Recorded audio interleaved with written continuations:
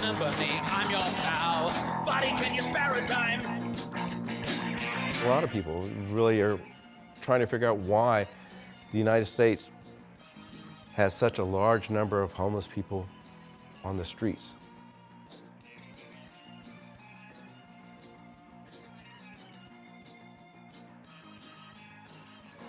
Say, don't you remember me? I'm your pal. Buddy, can you spare a dime? My name is Ben DeSoto, and I'm a photojournalist.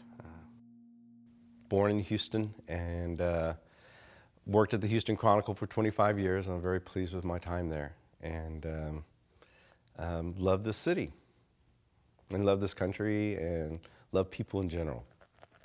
The QStorms Reform is a poverty solutions documentary movie. I'm real pleased with the stories. The court reform story, the healthcare reform story, and the medical care reform stories are having a huge impact on people's lives, homeless people, people who are living on the streets or been close to being on the streets. When I started at the Chronicle, I was 22 and I was the youngest one on the staff, and the annual It's Cold, We're the Homeless story, and I got the assignment, and I got to go to the Star of Hope, and it just kind of like stepping back in time.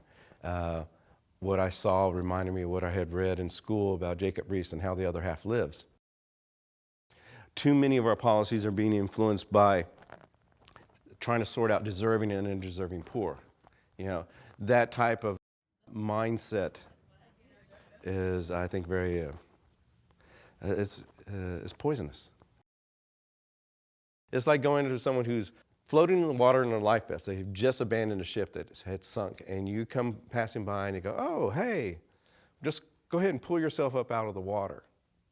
If anyone's been in the water, you know that's pretty hard to do. Or you see them bobbing and you go by and you go, well, if you just keep going in that direction, eventually you'll get the shallows and you can walk yourself out.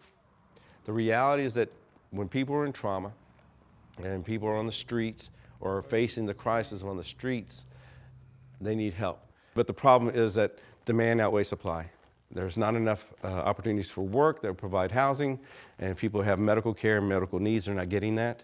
And they're making it difficult because there's these policies trying to criminalize or trying to sort deserving and undeserving poor. Again, we go all the way back around. And we've got to sort this out. We've got to make some choices and decisions. And the best way to do that is with good information. So the QStorms Reform is at its heart a continuation of my photojournalism work. The reason I chose to work in film because of the impact of the material and the medium. I'm asking for your help to do this film by showcasing and highlighting the best practices. I feel it serves a better purpose than muckraking. I'm asking for your help to do this film because in muckraking you can point out a problem and kind of just break it down that way, but if you show the best practices, it forces everyone to go, why aren't we doing that? Why don't we have that in the community? Why aren't we starting that? I'm asking for your help to do this film, not just simply as a personal challenge to build on 30 years as a photojournalist, but because I think it's the most effective way of conveying these. You need the water? How you doing? More than just reforms. I mean, these are people just living their lives, doing things because they care about people. And there's something going to be really magic about being able to capture that and putting it on a film and letting people see that. Because it puts it in the realm of reality. They'll be able to see people who care, who haven't given up, have found creative solutions to solve some of the most entrenched problems that we have, not just in our generation, but for generations. I'm asking for your help to do this film. When people have information, they can make informed decisions, and they can make a public opinion that's going to impact public policy. Getting these stories out, sharing these narratives, showing the impact of these reforms, especially in contrast to the tragedies of Ben White and Judy Pruitt and her daughter Antoinette.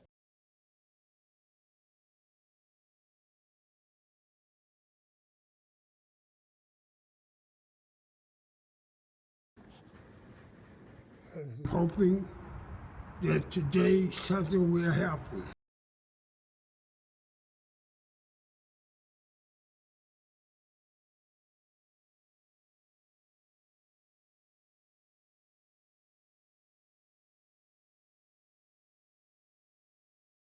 Today I was served an eviction, and now I'm not discouraged. I'm not giving up. Will help people to really understand what's going on. And if we're honest with ourselves, not be that far away for any one of us. And we may even have a family member who's already gone through this in some manner. Get together and talk about homelessness. You know, this is one of the things that this funding is going to do. It's going to allow me to make connection and work with some of the best people in the city of Houston. The artists, the musicians, the filmmakers are going to come in with me, and they're going to help me tell this story. It's no longer my story to tell anymore. It's going to become our story to share. And I'm real excited about that.